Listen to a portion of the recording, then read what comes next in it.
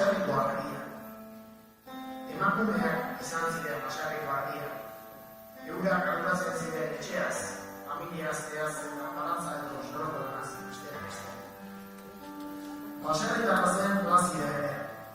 Joseben Ardo Ordaño bertsolaria zuen aita, eta Pelio Mari Ordaño lehengusua. Jarrekalde baserrian jaioa zen Plazida Ordaño.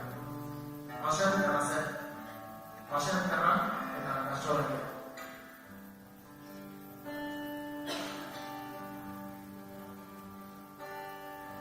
Bertsolari askoren elkartzeko etorkidea aurrentzen Jarrekalde baserria.